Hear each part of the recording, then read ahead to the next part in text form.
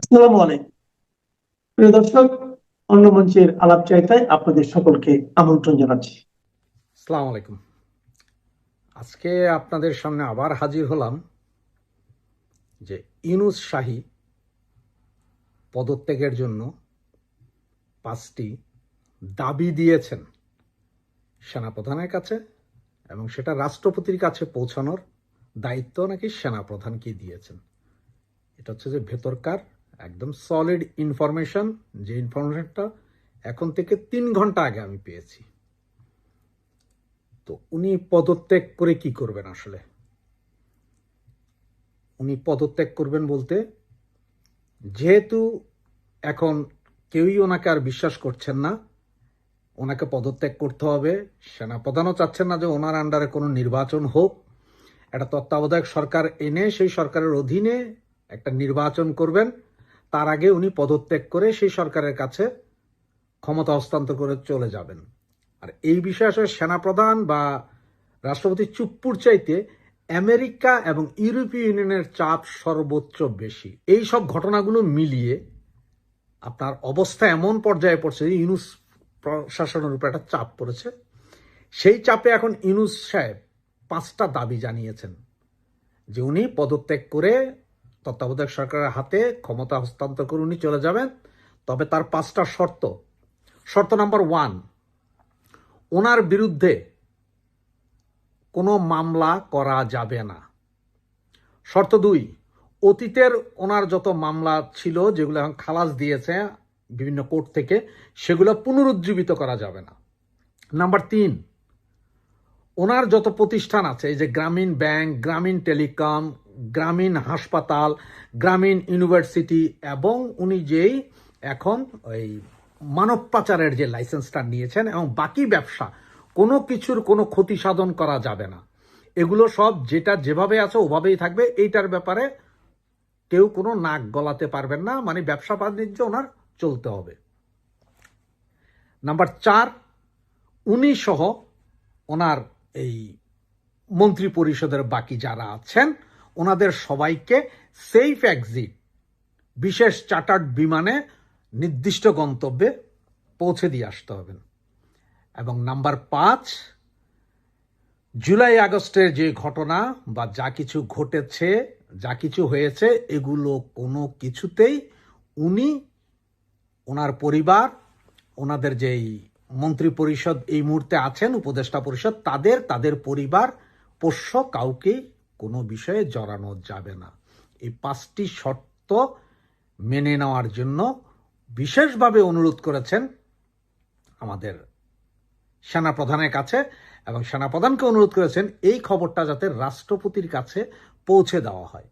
যদি এগুলো সব ঠিকঠাক হয় এবং এগুলো মেনে নেয়, তাহলে উনি এই সেফ এক্সিট নিয়ে বাংলাদেশ থেকে চলে যাবেন। এবং ওনার চলে যাওয়ার মূল কারণ নির্ঘাত আপনাদের বুঝাতে পেরেছি। এ হচ্ছে যে মূল কাহিনী। তবে শর্ত ওই 5টাই দিয়েছেন ইউনূস সাহেব, যে 5টা মেনে নিলেই উনি যে কোনো মুহূর্তে তত্ত্বাবধায়ক সরকারের হাতে ক্ষমতা দিয়ে চলে যাওয়ার জন্য উনি রাজি হয়েছেন। আর আপনারা সারা দেশে এই মুহূর্তে দেখতে পাচ্ছেন কিভাবে সেনাবাহিনীও বিভিন্ন জায়গায় মারামারিতে আছে। যে 11 তারিখ রাতের একেবারে 12টা বাজার 1 মিনিট আগ পর্যন্ত আমার সন্দেহ থাকবে নির্বাচন হবে কিনা। এটা আমি বলে দিয়েছি। 12 তারিখে নির্বাচন হলো, আমি এখন না, আগে থেকে বলে আসতেছি। আমার যথেষ্ট সংশয় রয়েছে নির্বাচন হবে না। কারণ শ্বশুর বাড়ি খাওয়া আর বালুর চরে হাগা, এত সুখ এখন যারা ক্ষমতায় আছে, এই সুখটা কেন ছাড়বে বলেন তো আমাকে। আমাকে বুঝিয়ে বলেন, যারা এই মুহূর্তে ক্ষমতায় আছে, কোনো দায় নেই, কোনো দায়িত্ব নেই, তাদের আপনি দায় দিতেও পারবেন না। কারণ ইন্টারিম সরকারের তো কোনো দায় নাই রাষ্ট্রের প্রতি। তার দায় কি? তার দায় নাই। তার একটা দায়িত্ব আছে নির্বাচন করা। আপনি দেশের কি হলো, এই নেতাকে আপনি কৈফিয়ত তলব করতে পারবেন না, কারণ সে নির্বাচিত নয়। আপনি তাকে ভোট দেননি, আমি তাকে ভোট দেননি, দাদা দেননি, কেউই দেয়নি, নোবডি। তো এখন এরা তো চাইবেই যে, মনে করেন বিষয়টা এরকম, বিয়ে শাদী করলাম না, কিন্তু শ্বশুর বাড়ি শুধু যাওয়া আসা, খাওয়া দাওয়া, এমনকি শ্বশুর শাশুড়ি কোনো গিফট দিতে হয় না, শুধু আমি যাই নিয়ে আসি। এই সুযোগটা কে ছাড়ে বলেন? এরা তো চাইবে নির্বাচন যাতে না হোক। যত দেরি হবে এদের ততই লাভ, যত দেরি হবে ততই লাভ। বিষয়টা এরকম পাটের ব্যাপারের মতো, যে পাট তো গুদামে উঠাইছি, যত দেরি হবে ততই আমার পাটের দাম বাড়বে। বিষয়টা এরকম হয়ে গেছে। তাই আর এই প্রচেষ্টা অপচেষ্টা দুটোই চালাবে যাতে নির্বাচন না হয়। আদতে বিএনপি ছাড়া কেউ নির্বাচন চাইতেছে না। জামাত তো তাদের দায়িত্ব হলো যে নির্বাচন যদি হয় ভালা, না হইলে খুব ভালা। এটা হলো জামাতের দর্শন। ওটা আমরা বুঝি জামাতের বদমাইশি। এই কথাটাই বলতেছিলাম যে 1971 সালের পর থেকে 2026 সালের এই যে আজকে এত ক্ষমতার স্বাদ জামাত কবে ভোগ করছে আপনি আমাকে বুঝায় বলেন তো? যে ঢাকা বিশ্ববিদ্যালয় তাদের দখলে, ছাত্র সংসদ তাদের দখলে, জাহাঙ্গীরনগর বিশ্ববিদ্যালয় তাদের দখলে, এসপি অফিস তাদের দখলে, ডিসি অফিস তাদের দখলে, মোটামুটি মসজিদগুলো তো আগেই দখল করে নিছে। তো এই সুযোগ তারা আর কোনোদিন পেয়েছিল কি? যে তারা কেন চাইবে ইলেকশন? ইলেকশন চাইলেই তো বরং তাদের লস। কারণ ইলেকশন হয়ে গেলে একটা সরকার আসবে, আর নিশ্চয়ই সেই সরকারে জামাত এককভাবে কোনোদিনই সরকার গঠন করতে পারবে না। অন্য কোনো দল আসবে। যদি ইলেকশন হয় আর কি। এমনকি সিলেকশনও যদি হয় তবুও জামাত ক্ষমতায় আসতে পারবে না। সেই সাংগঠনিক ক্ষমতা তাদের নাই। তাদের হাতে ৬টা ব্যাংক থাকতে পারে, অজস্র ইন্স্যুরেন্স কোম্পানি থাকতে পারে, অনেক ব্যাংক থাকতে পারে, ইসলামিক ব্যাংক সহ অনেক ব্যাংক থাকতে পারে, তারপরে ইসলামী ব্যাংক হাসপাতাল থাকতে পারে, ইবনে সিনা থাকতে পারে, কিন্তু তাদের সাংগঠনিক ক্ষমতা অতটুকু নাই যে তারা ক্ষমতা দখল করবে এই দেশে। না ভোটে, না বাই ফোর্স, কোনোভাবেই তারা ক্ষমতায় যেতে পারবে না। এই 17 মাস তারা সেই কেস স্টাডি করেছে, করে দেখেছে তারা যেতে পারবে না বলেই তো তারেক রহমানকে আসার অনুমতি দিয়েছে বলে প্রতীয়মান হয়, কেউ কেউ মনে করেন। আর দাদা একটা কথা বলেছে চমৎকার, যে কেন নির্বাচন হবে না তার একটা কারণ দাদা বলে গিয়েছেন। সেটা হলো যে রিপিট হচ্ছে, কিন্তু এটাই সত্য, কিছু কিছু রিপিট মাঝে মাঝে করতে হয়। সেটা হচ্ছে যে কোনো আমেজ নাই। মানে মানে যার বাড়িতে বিয়া তারই খবর নাই, পড়শিদের খবর কেমনে থাকবে? বিয়ে শাদী হইলে যেমন পড়শিরা খুশি, যার বিয়ে হবে তারা খুশি, আত্মীয় স্বজন খুশি, গ্রামের লোক খুশি। নির্বাচনে তো 14 গোষ্ঠী খুশি থাকে, আরো বেশি খুশি হয়। কিন্তু আপনি দেখেন রাত 8টার পরে মানুষজন বাইরে থাকে না, ভয়ে। যে নির্বাচন কোনোদিন ভয়ের মধ্যে হয়? হয় না। ওই যে দাদা বললো ঢাকাতে 13 নম্বর আসনে ঢাকাতে কেউ যায় না। হ্যাঁ, কেউ যায় না। আরে ভাই ঢাকা তো দূরের কথা, সবচেয়ে নির্বাচনী আমেজ থাকে হলো গ্রামে। সেই গ্রামে আপনি 10টার পরে কোনো দোকানি খোলা পাবেন না। অথচ আগে আমরা নির্বাচনের সময় দেখেছি 10টার পরে লোকজন যায় খেতে, সারা রাত বসে আড্ডা মারে, চা খায়, তাস খেলে, গল্প করে, পোস্টারে আঠা লাগায়, দৌড়াদৌড়ি করে। নির্বাচনে পোস্টারই তো লাগায় রাতে, নির্বাচনে কাজই তো রাইতে, তাই না? তো কিন্তু আমরা তা দেখতেছি না এইবার। তো এই না দেখার কারণে জনগণ হতাশ। আর ওই যে বললেন যে ক্যান্ডিডেট নিজেই যায় না, শুনেন আমি 3টা জায়গায় মনোনয়ন পত্র তুলতে আমার লোক পাঠাইছিলাম। প্রথমত বলছে যে আমাকে তো মেরে ফেলবে বা আমার লোকদের মেরে ফেলবে। তারপরেও তো আমি তো ঘাওড়া লোক, জামালপুর বাড়ি, ময়মনসিংহ অঞ্চলের লোক, আমরা একটু তেরা থাকে আমাদের রক। তো আমরা তো আবার পাঠাইছি। তখন ডিসি সাহেব বলছে, ভাই আপনি কেন এগুলো করতেছেন? এগুলো পাঠানোর কারণটা কি? নির্বাচন তো হবে না। কোথায় কোথায় বলছে শুনবেন? 16তেও এই কথা বলা হয়েছে, ঢাকার 16 নম্বরে, মধুপুর টাঙ্গাইলে একে বলা হয়েছে, জামালপুর একে এই কথাই বলছে আমাকে। এটা আজকে কেন বললাম? যেহেতু আপনারা কথাটা তুলছেন। তারা বলছে নির্বাচন হবে না, এগুলো আপনি কেন জমা দিতেছেন? কি দরকার আপনার ঝামেলায় পড়া? যদি নির্বাচন হইতো আপনি নির্বাচন করতেন, অন্য কথা ছিল। আমি বলছি আমি তো এমপি প্রার্থী হবো, আমার তো আপনারা সিকিউরিটি দিবেন। বলছে যে ভাই নির্বাচনই তো হবে না, আপনার সিকিউরিটি কে দিবে? ঠিক আছে, এই হচ্ছে একজন ডিসিদের কথা। এটা ঢাকার ডিসির কথা বললাম, টাঙ্গাইলের ডিসির কথা বললাম, জামালপুরের ডিসির কথা বললাম। এখন বলবেন যে যে আপনি কি ডিসির সাথে কথা বলছেন? না। আমার সাথে কে কথা? আমার নাম শুনলেই কেউ ফোন রিসিভ করে না। সুতরাং তারা তাদের প্রতিনিধির মাধ্যমে বা অন্যভাবে তাদের সাথে কথা, তাদের সাথেই কোনো না কোনোভাবে বলা হয়েছে। যাই হোক, সেটা অন্য বিষয়। তো এই হলো, তারাই যদি এই কথা বলে, আর জনগণের কথা শুনবেন। যখন আমি জিজ্ঞেস করছি কি চাচা নির্বাচনের খবর কি, বলে ভাইস্তা কি নির্বাচন আর করবো, আগে বিড়ি নিয়ে সারতে পারতাম না, সিগারেট নিয়ে সারতে পারতাম না, চা খায় সারতে পারতাম না, এখন দেখি কেউ আম করে চা খাওয়ান লাগে। দাদা যেটা বললো ক্যান্ডিডেট খুঁজে হয় না। আগে ক্যান্ডিডেট তো দূরের কথা, ক্যান্ডিডেটের সামসার চোটে সামসায় মারামারি হইতো ক্যান্ডিডেটের। মানে এত ক্যান্ডিডেট থাকতো, এত সামসা থাকতো। এখন ক্যান্ডিডেট খুঁজে পাওয়া যায় না, সামসা কোথায় পাবেন?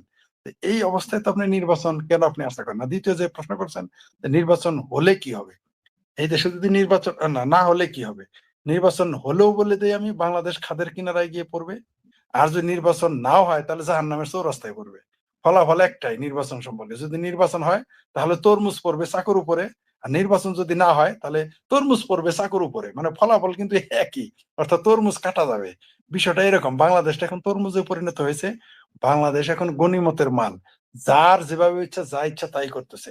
আমার ভাষা একটু বলি, দাদা তো বলবে একাডেমিক, আমি একটু নন একাডেমিক বলি। ঘটনা হইলো যে মানে মানে এইরকমই দাওয়াতি, এইরকমই নিমন্ত্রণকারী যে মনে করেন যে আপনি আমাকে আর শঙ্কর দাকে দাওয়াত দিলেন এবং সাথে বললেন কোনো কিছু আনতে হবে না গিফট, মাশাআল্লাহ, ভালো কথা। আবার এও বললেন যে আপনাদের গাড়ি ভাড়াটাও আমি পাঠিয়ে দেব। আপনি ঢাকা থেকে আসবেন, আপনি বরিশাল থেকে আসবেন, আমি টিকিট বাসের একেবারে ক্লাস 1 বিজনেস ক্লাসের বাসের টিকিট পাঠাই দিতেছি, তো প্রাইভেট কার পাঠাই দিতেছি। তারপরেও আমরা দুইজন না করলাম যে আপনি দাওয়াত খাবো না। তাহলে বুঝেন যে কিরকম দাওয়াত খানে না হলে আপনি, কিরকম আপনার অবস্থা, কিরকম আপনার আয়োজন, যে গাড়ি ভাড়া দিয়েও আপনি দাওয়াত খাওয়ার লোক খুঁজে পাইতেছেন না, নিমন্ত্রণ খাওয়ার লোক খুঁজে পান না।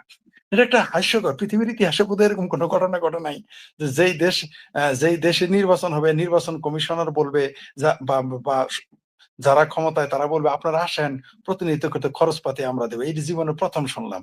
এটা একটা হাস্যকর ব্যাপার। মানে আপনি বিশ্বাস করেন, আমার এটা শোনার পরেই আমি প্রথমে বিশ্বাস করি না, আমি খবরটা মাত্র 1 ঘন্টা আগে জানছি।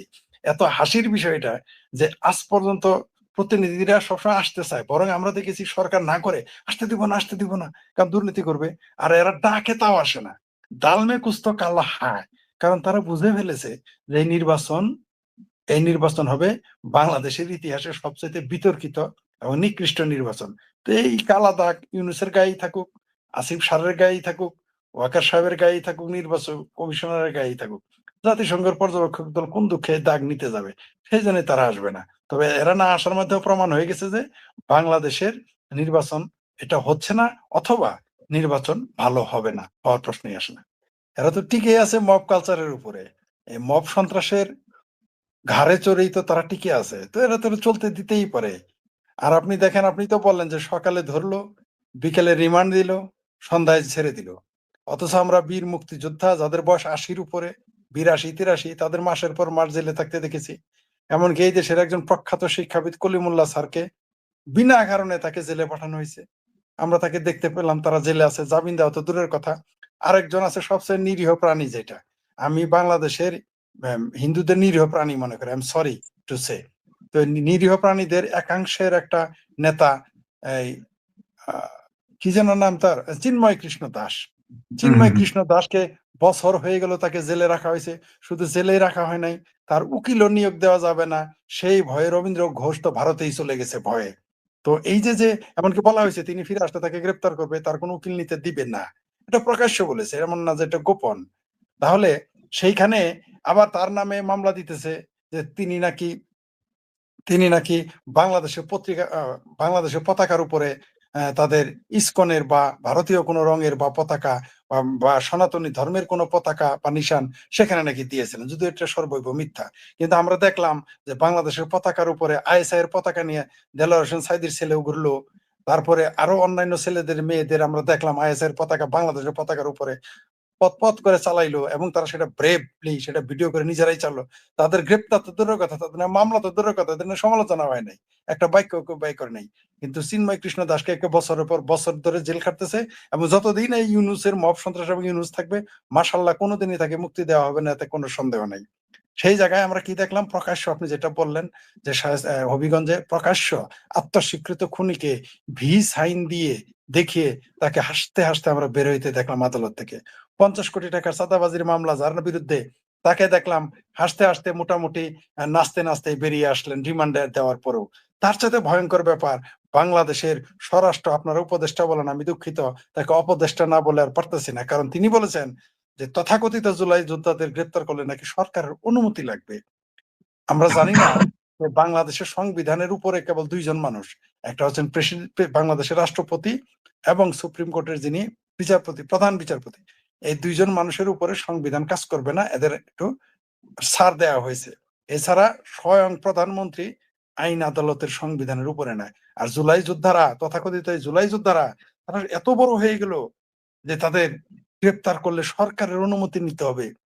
কোন দেশে বাস করতেছি আমরা, আমি বুঝে উঠতে পারতাছি না। আর আপনি যেটা বললেন যে এরা এদের পরিণতি কি, আপনি তাই বলছেন না? পূর্ণিয়া দা কি যেন প্রশ্ন, শেষ প্রশ্নটা ছিল আপনার? এবং এগুলোর রেজাল্ট কি, ফাইনাল কি ইঙ্গিত করছে এগুলো, হ্যাঁ, যে এগুলো এসব জিনিস? ইঙ্গিত করতেছে যে আর আপনি যেটা বললেন, এরা বিচার তো এরকমই হবে, কারণ হচ্ছে ১৯ ঘর পাড়া ২০ ঘরই তারা, তো বিচার করে কারা? এদের দশা তাই, এরা যা ইচ্ছা তাই করতেছে। কারণ এর মামুরা হচ্ছে দেশ চালায়, খালুরা সেনাবাহিনীতে, তারপরে ছোট চাচারা আছে আদালতে, আর মেজো চাচারা রাস্তায়। সুতরাং এদেরকে কে কি বলে? ক্ষমতা হইলো যে, আগে আমেরিকা ভারতের কথা বলি, তাদের দৃষ্টিভঙ্গি বাংলাদেশে এই মুহূর্তে বাংলাদেশের যাদের দৃষ্টি একেবারে প্রখর দৃষ্টি রয়েছে, সেটা হচ্ছে 1 নম্বর ভারত, 2 নম্বর আমেরিকা। এই দুই দেশের দৃষ্টি এই মুহূর্তে একেবারে সমানের সমান বাংলাদেশের আকাশে তাদের দৃষ্টি আছে এবং থাকবে। কারণ আন্তর্জাতিকভাবে আমেরিকা বাংলাদেশকে খুবই প্রয়োজন। বাংলাদেশের ভূমি, বন্দর, বাংলাদেশের সমুদ্র সীমানা এগুলো খুবই দরকারি, জরুরি তার কাছে। সেটা বেইজের জন্য হোক, বিজনেসের জন্য খুবই দরকার। আবার ভারতের জন্য প্রতিবেশী রাষ্ট্র হিসেবে এই বাংলাদেশের যে কোনো ভূ রাজনৈতিক যে কোনো ঘটনা ভারতের উপরে প্রভাব ফেলবে, তাই তারা এর উপরে দৃষ্টি রাখবে, এটাই স্বাভাবিক। এবং এই এই যে এই যে শিলপাটায় ডলাডলি আমরা হয়ে যাব মরিচ, আমাদের হয়ে যাবে কর্মসারা, তার জন্যই তো আমাদের এই অবস্থাটা চলছে এবং চলতে থাকবে।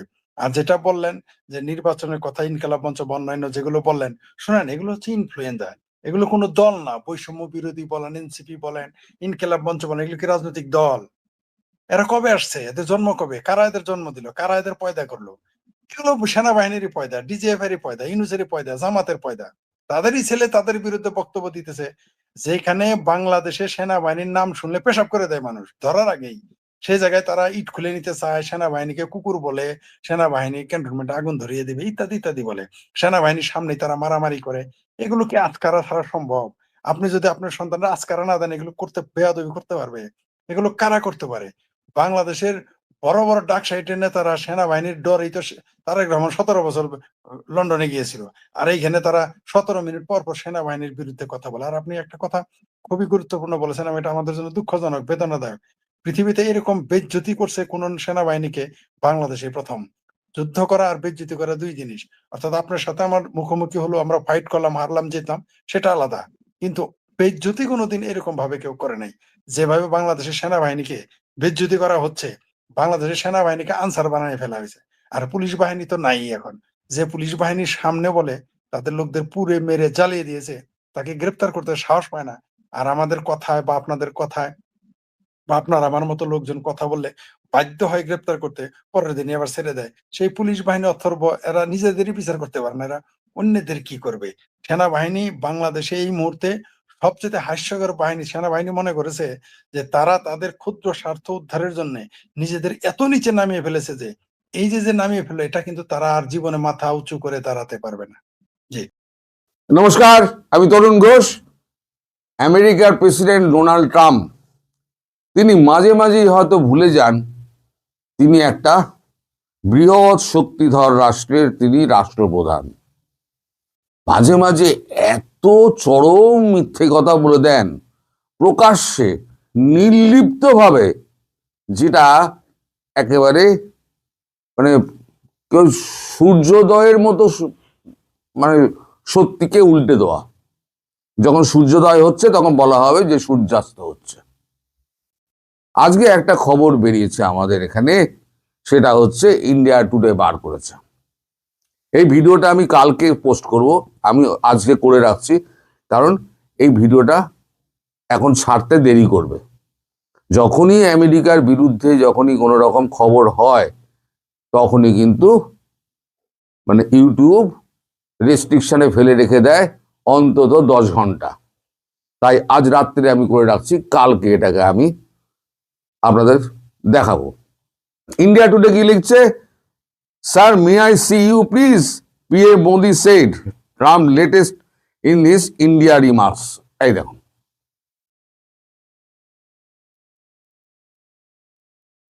দেখতে পাচ্ছেন?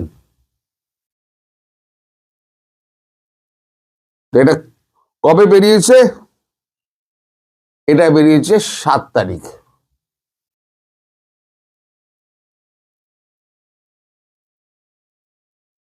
এখানে উনি যা বলছেন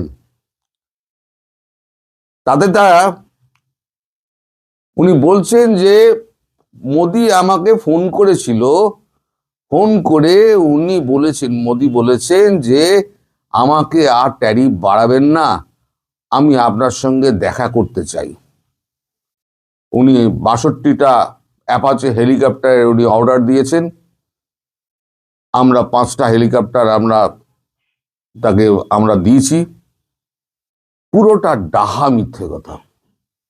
সত্যটা হলো 2020 সালে 6টা অ্যাপাচে হেলিকপ্টার ইন্ডিয়ান আর্মির জন্য অর্ডার দেওয়া হয়েছিল। সেটা লেট করে 2025-এর মিডলে আমাদের এই 6টা ডেলিভার করা হয়। আর 62টা আমাদের লাইট কমব্যাট যে হেলিকপ্টার, সেটা আমরা অর্ডার দিয়েছি আমাদের হিন্দুস্তান অ্যারোনটিক্যাল লিমিটেডকে, এর হ্যাল যেটা, তাদের অর্ডার দিয়েছি। এই যে কথাগুলো উনি বলছেন, আমার সঙ্গে দেখা করতে চেয়েছেন, উনি হেলিকপ্টারকে আমরা দিয়েছি, হেলিকপ্টার দিয়েছেন 2025 সালে, আর উনি এখন বলছেন তাও 6টার জায়গায় 5টা বলছেন, মানে ভুলে গেছেন। সত্যিটা মনে থাকে, মিথ্যে তো মনে থাকে না। ওনাকে যা ব্রিফ করা হয়েছিল উনি সেটা ভুলে গেছেন। উনি বলছেন 5টা হেলিকপ্টার আমাদের কিনবে বলেছে। আমাদের 6টা কেনা হয়ে গেছে, ডেলিভারি আমাদের পেয়ে গেছি, দেরি হলেও ডেলিভারি পেয়ে গেছি। এই যে উনি মিথ্যে কথাটা বললেন, মানে সূর্যাস্তকে সূর্যোদয় বা সূর্যোদয়কে সূর্যাস্ত উনি যে করে দিচ্ছেন, তিনি কি ভুলে যাচ্ছেন তিনি একটা বৃহৎ দেশের, সর্ববৃহৎ দেশের সবথেকে ক্ষমতাধর একজন রাষ্ট্রপতি? তার বিহেভিয়ার মাঝে মাঝে মনে করিয়ে দেয় যে ইনি কে, সত্যিকারের মুখোশ পরে আছেন, নাকি ইনি একেবারে মানে যা বলেন তার নিজে কানে শোনেন না, মুখ দিয়ে বলে দেন। উনি এই যে বললেন, নিশ্চয়ই ওনার পরামর্শদাতা যারা আছেন তারা নিশ্চয়ই ওনাকে বুদ্ধি দিয়েছেন যে আপনি এইটা বলুন, এইটা বললে পরে ওদের ওখানে বিরোধী দলে খুব হইচই হবে যে প্রধানমন্ত্রী গিয়ে পায়ে পড়েছে, তাহলে একটা মন্ত্রীর উপরে চাপ সৃষ্টি হবে। আর কত চাপ দেবেন? এবং বলেছেন ট্যারিফ যাতে না বাড়ানো হয়। আরে 50% ট্যারিফ তো দিয়ে দিয়েছেন, প্রায় একে তো প্রায় স্যাংশনই বলা যায়। তা সত্ত্বেও ভারতের কিছু এসছে? কিচ্ছু আসে যায়নি। ভারত 40 ট্রিলিয়ন ইকোনমি আছে, আর এখনো পর্যন্ত 750 বিলিয়ন আমাদের ফরেন রিজার্ভ আছে। আমাদের জিডিপি গ্রোথ 8.5%, যেটা আপনাকে প্রচন্ড ধাক্কা দিয়েছিল যে এত ট্যারিফ বসালাম, এত করলাম, তারপরেও গ্রোথ কি করে, জিডিপি কি করে 8.5% হয়ে গেল। ভারত এইটুকু দেশ নয়, এ তো ওই ভেনেজুয়েলা নয় যে আপনি এসে অধিকার করে নেবেন বা অধিকার করার হুমকি দেবেন। আপনি কিউবা এই সমস্ত যত দেশ আছে তাদেরকে আপনি হুমকি টুমকি দিচ্ছেন সেদিন। কিন্তু ভেনেজুয়েলার ব্যাপারটা হচ্ছে সত্যি একটা অন্য ধরনের ব্যাপার। কারণ আমার ব্যাকইয়ার্ডে আপনি যখন এসছেন তখন আমি যেমন প্রতিবাদ করেছিলাম, যে আশ্রয় দিয়েছে তাদেরকে বিরুদ্ধে যখন আমরা অ্যাকশন নিচ্ছি, তেমনি ভেনেজুয়েলা চীনকে ডেকে এনেছে আপনার ব্যাকইয়ার্ডে, আপনি অ্যাকশন নিয়েছেন। ঠিক আছে, এই ইকুয়েশন অব্দি ঠিক আছে, কিন্তু তাই বলে আপনি কিউবা আপনি ফিনল্যান্ড সব দখল করে নেবেন, এ তো দাদাগিরি হয়ে গেল দাদা। মিস্টার প্রেসিডেন্ট, এ একদম দাদাগিরি হয়ে গেল। আপনি ইতিহাসে আপনার নাম স্বর্ণাক্ষরে লেখা থাকবে, 1 মিথ্যেবাদী হিসেবে, আর 2 হচ্ছে আপনার এই উল্টোপাল্টা ডিসিশন নেওয়া। এতে কি হচ্ছে জানেন? এতে হচ্ছে আমেরিকার ওপরেতে সারা পৃথিবীর আস্থা কমে যাচ্ছে, সারা পৃথিবীর আস্থা কমে যাচ্ছে। আপনি যেগুলো করে সাউথ ইস্ট এশিয়া, আপনি ডোনাল্ড ট্রাম্প আপনি আসতে পারবেন না, সে পথ আপনার বন্ধ। চীন, ভারত, রাশিয়া, এই যে রিগটা গঠন হচ্ছে, এই রিগ গঠন হওয়ার পূর্বে আপনার পেছনে একটি বংশদণ্ড ঠেলার জন্য কিন্তু 3 মাথা কিন্তু রেডি হয়ে গিয়েছে। সেটা নিয়ে আমি পরে বলবো। কিন্তু এই যে আপনি যেগুলো করে চলেছেন, এতে কিন্তু ভারতের কেউ যাবে আসবে না, আলটিমেটলি মুখটা পুড়বে।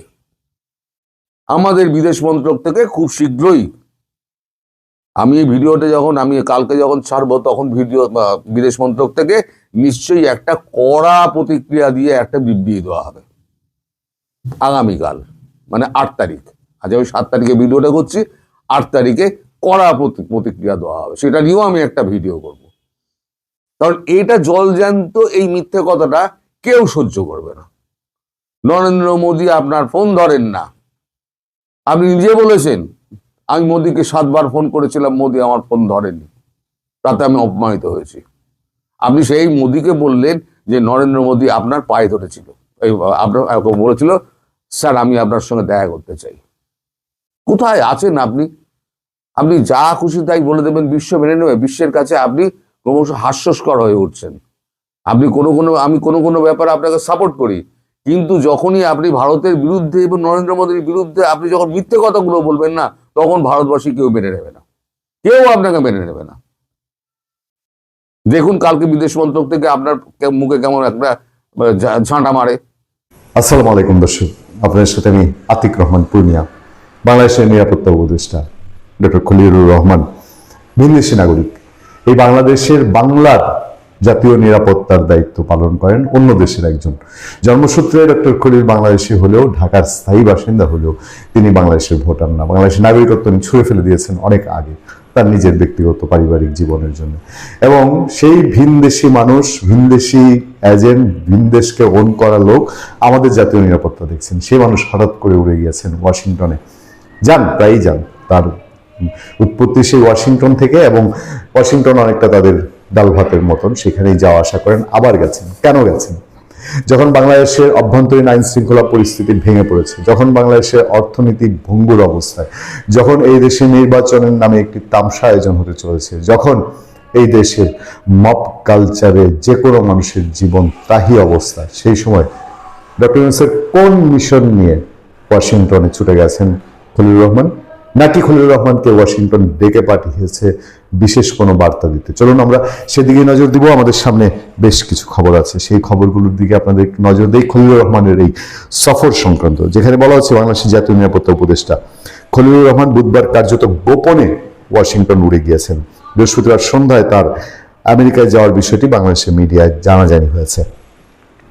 বাংলাদেশের জাতীয় নিরাপত্তা উপদেষ্টা খলিলুর রহমান বুধবার কার্যত গোপনে গিয়েছেন, জানাজানি হয়েছে। বলা হয়েছে, একাধিক সূত্র থেকে জানা গেছে, আসন্ন জাতীয় সংসদ নির্বাচন এবং আঞ্চলিক নিরাপত্তা সংক্রান্ত কয়েকটি বিষয় আলোচনার জন্য খলিলুর রহমানকে তলব করেছে মার্কিন কর্তৃপক্ষ।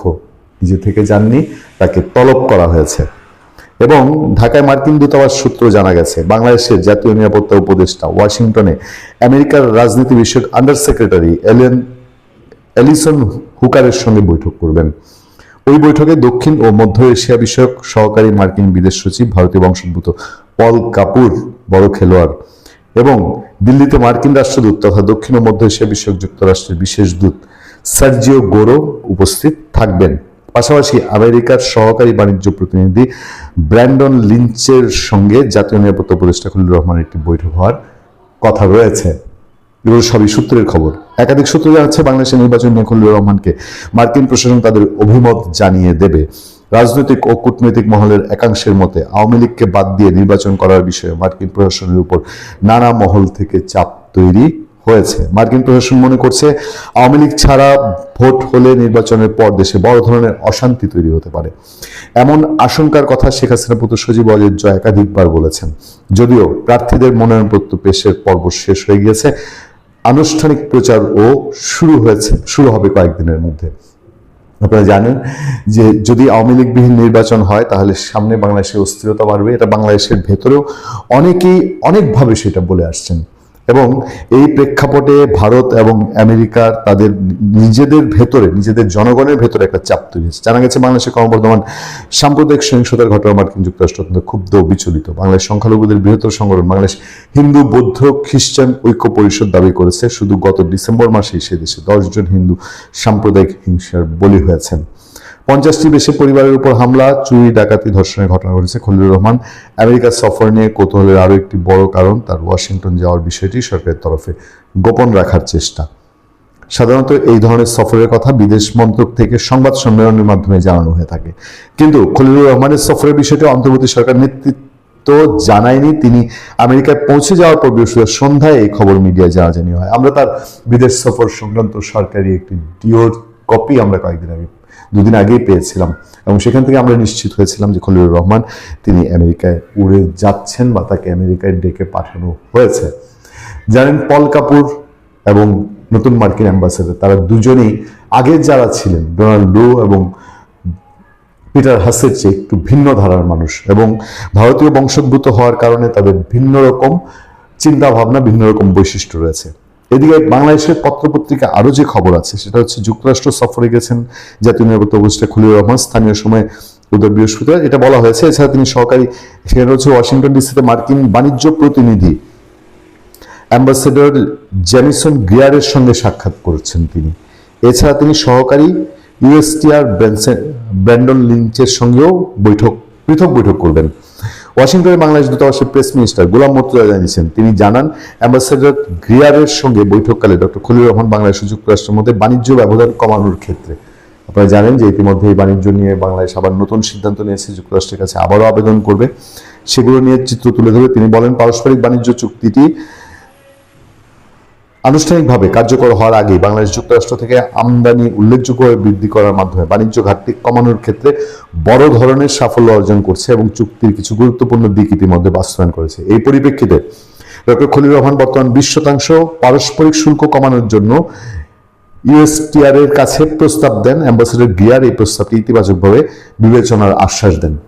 আমেরিকা থেকে এটা বিবেচনার আশ্বাস দেওয়া হয়েছে, অর্থাৎ উভয় পক্ষ পারস্পরিক শুল্ক চুক্তিটি দ্রুত চূড়ান্ত কার্যকর করার লক্ষ্যে অমীমাংসিত বিষয়গুলো দ্রুত সমাধানের বিষয়ে একমত পোষণ করেন। খলিলুর রহমান উল্লেখ করেন, দুই দেশের মধ্যে বাণিজ্য বৃদ্ধির ফলে আগামী দিনগুলোতে বাংলাদেশ ও যুক্তরাষ্ট্র ব্যবসায়ীদের মধ্যে যোগাযোগ বৃদ্ধি পাবে এবং এই সব ক্ষেত্রে বাংলাদেশের পত্রপত্রিকায় নির্বাচন বা আওয়ামী লীগ এই ইস্যুটিকে এড়িয়ে যাওয়া হয়েছে। তবে খলিলুর রহমান এই সফর নির্বাচন সামনে রেখে, দেখেন আর 2 মাস পরে এই সরকারের মেয়াদ শেষ হয়ে যাওয়ার কথা এবং এটি কোনো ধারাবাহিক সরকার নয়, এটি কোনো নির্বাচিত সরকার নয়। ফলে এই সময় বাণিজ্য চুক্তি, বাণিজ্য ডিলটা জরুরি নাকি অন্য কোনো কিছুর জন্য খলিলুর রহমানের মার্কিন যুক্তরাষ্ট্র সফর জরুরি? ভালো থাকবেন, সুস্থ